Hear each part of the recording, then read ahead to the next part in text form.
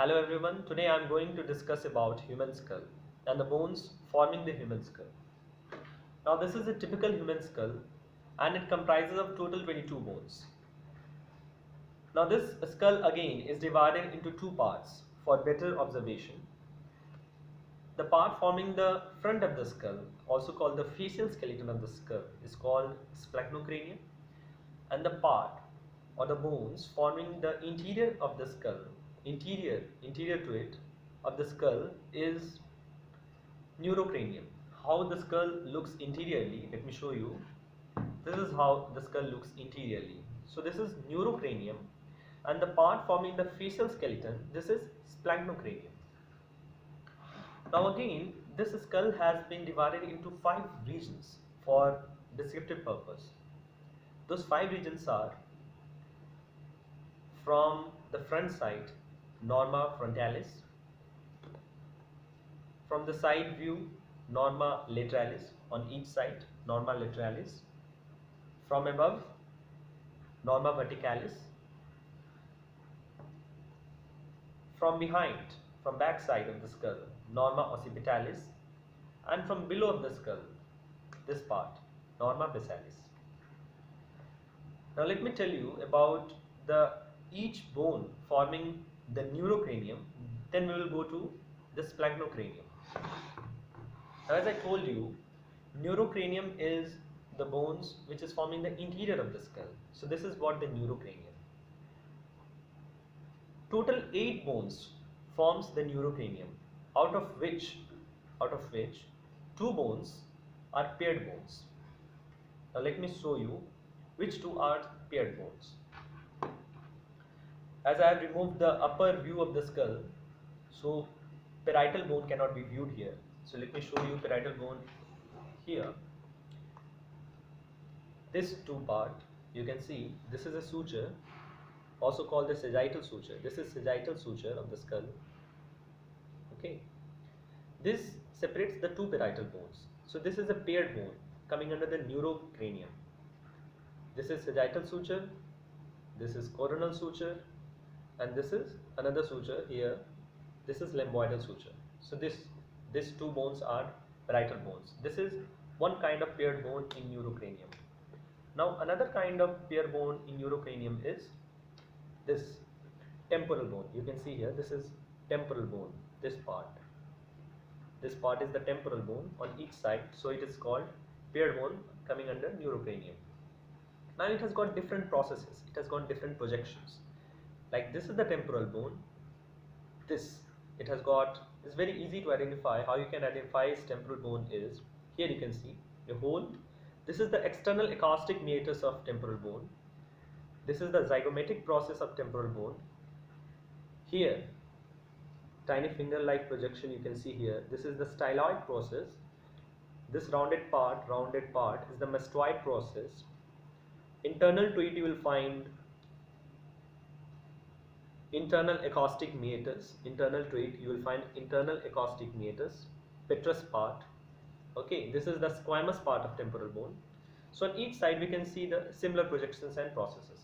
So this was about the temporal bones, the 2 paired bones, parietal bone separated by sagittal suture, and the temporal bone with different processes: zygomatic, mastoid, styloid, internal acoustic meatus, external acoustic meatus. Now coming to different unpaired bones of neurocranium. First unpaired bone is frontal bone. This, as you can, the name is very clear, frontal bone, which forms part of the forehead and the scalp, the regions of the scalp. So I show you from inside, interior view, this part, these 2 are the 2 squamous part of the frontal bone. Okay, so this is frontal bone. It's very obvious that region on the front of the skull and the layers of the scalp, this comprises the frontal bone. Second unpaired bone of neurocranium is ethmoid bone. This, you can see this plate. This is called the cribriform plate of the ethmoid bone. Okay, so it lies on the notch of, you can see this is the notch, this is the notch of the frontal bone. So here lies the ethmoidal bone. Here lies the ethmoidal bone with number of holes you can see here. You can see number of holes, projections. These holes are for the olfactory nerves to pass through, okay, for taste sensations. So, and this is the cribriform plate separating the two squamous part of the frontal bone. Okay, so this was the second unpaired bone. Now coming to the third unpaired bone is sphenoid bone. Again, you can see in interior part. This is the this is sphenoid bone. You can see this whole this like this. This is a sphenoid bone. You can see these are the two wings of the sphenoid bone. This is the greater wing of the sphenoid bone, and this again is the greater wing, and these two above is the lesser wing of the sphenoid bone, and this is the body of the sphenoid bone. Okay, so sphenoid bone comprises two wings, also called ala of the sphenoid bone, and this is the body of sphenoid bone. Now this two sphenoid bone you can see here is like a butterfly shape, so it is also called butterfly shaped bone with two wings and a body. You can see this lesser wing of the sphenoid bone here and here. It articulates in communication with this frontal bone, and this greater wing of the sphenoid bone you can see is in connection with the, as I told you, parietal bone. So greater wing on both sides is in connection with the parietal bone,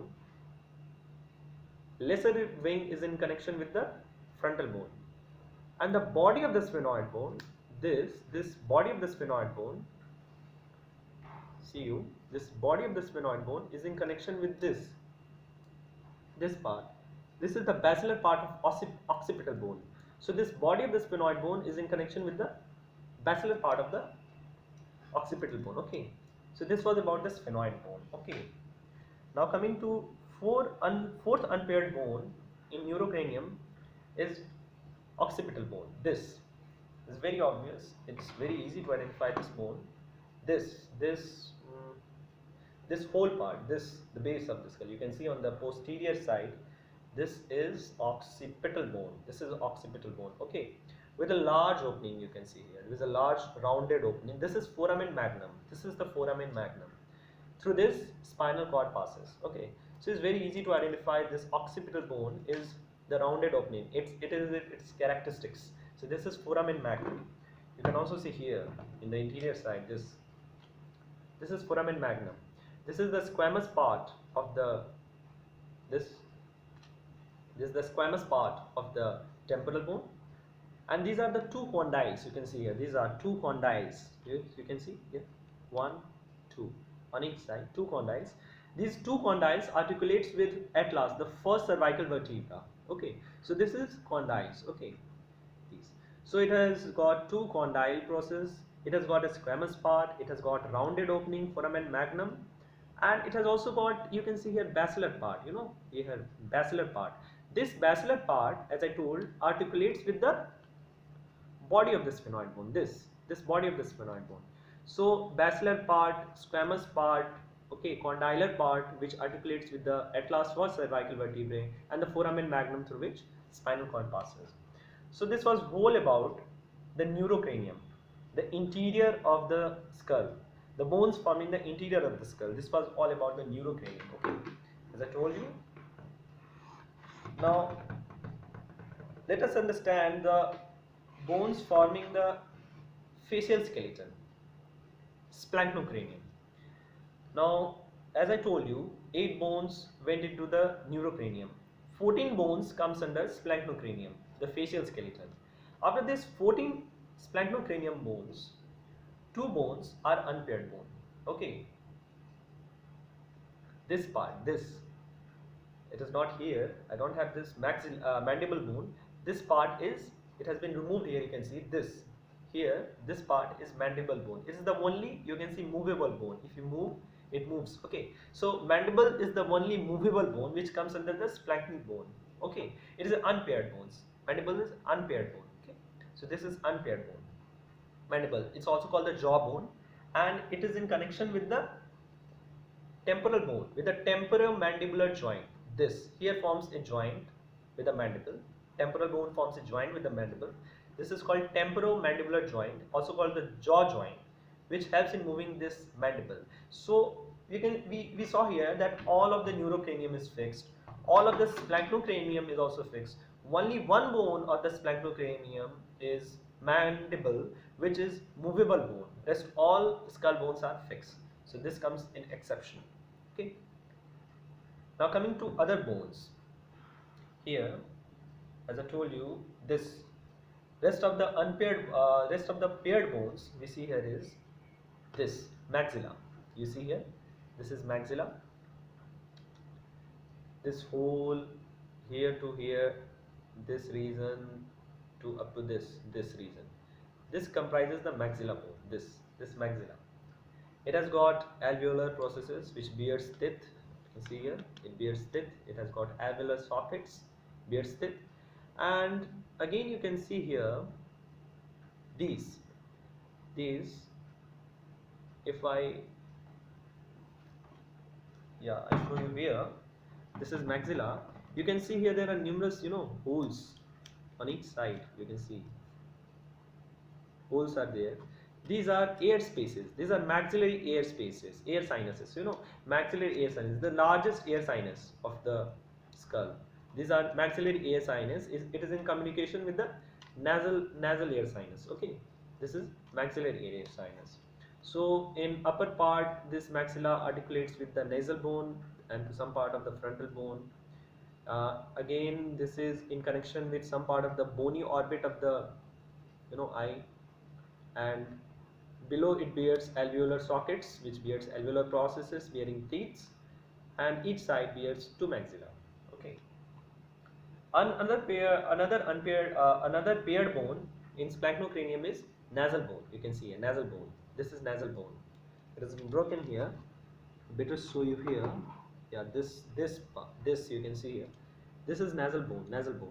This nasal bone is very fragile bone. It's very fragile bone, and it is very likely to get fractured. So it should be handled with care. This is nasal bone. Another paired bone in splanchocranium. Okay, this is nasal bone.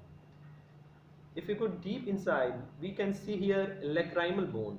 This is lacrimal bone. It is a very thin sheet-like bone. It is a very thin sheet-like bone. The medial wall. This is bony orbit of the eye. The medial wall of the bony orbit. This is the medial wall of the bony orbit. This is formed by. This is the medial wall. This is the medial wall of the bony orbit, which is formed by the lacrimal bone. This is lacrimal bone. Okay, here. Very thin sheet-like bone, lacrimal bone, which bears lacrimal sac, having tear glands, secreting tears. Okay, so this is lacrimal bone. Okay, so nasal bone, lacrimal bone. Now we will see here palatine bone.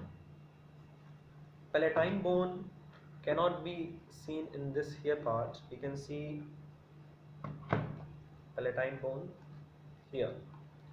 You can see this forms the hard palate. As I told you, maxilla, some part of maxilla also forms the hard palate. This is hard palate. This is hard palate. And this is the palatine bone. This this line separating the hard palate and the palatine bone. So this posterior 1/5, of the hard palate forms the palatine bone. Another, which I didn't tell you, the paired bone. As I told, one paired bone, mandible. Another paired bone is vomer bone.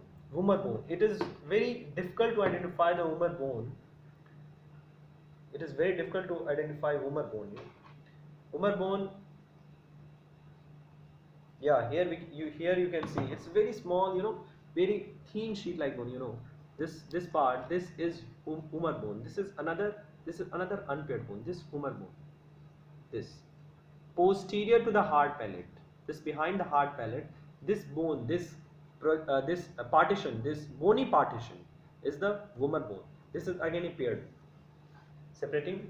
dividing this nasal concave into two parts. So this is vomer bone, another unpaired bone like mandible. So this was lacrimal bone under paired bone. Okay. Now coming to another paired bone is inferior nasal concave. If we go deep into the nose, we find different concave. You can see here. If you see here, different concaves are present, and you can see here different holes. You can see different holes over here. These These are different nasal air sinuses. These are nasal air sinuses. So this has got numerous nasal air sinuses and different conchae. These are different conchae, on the lateral wall. On the lateral wall of nose, you can find different nasal conchae. There are three nasal conchae on each side. As I told you, there are paired bones, inferior nasal conchae. On upper part is superior nasal conchae, on medial is medial nasal conchae and the inferior nasal conchae. Superior, medial and the inferior nasal conchae. So this was about the paired bones of the splanchnocriniums. The two unpaired bones of the splanchnocrinium, the mandible, jawbone, which articulates with temporal bone, through temporomandibular joint, and the vomer bone, this bony part tissue.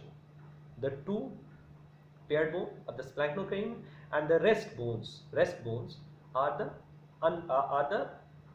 those two are the unpaired bones, and the rest bones are the paired bones, which are maxilla, nasal bone, lacrimal bone, okay, palatine bone, inferior nasal conchae, superior nasal conchae, medial nasal conchae, and the nasal bone. Okay, so this was all about this splanchnocrinium, and already I have told you about the neurocranium forming part of the human skull. So this total bones, this total of the human skull comprises, 14 plus 8, 14 plus 8, that comprises 22 bones.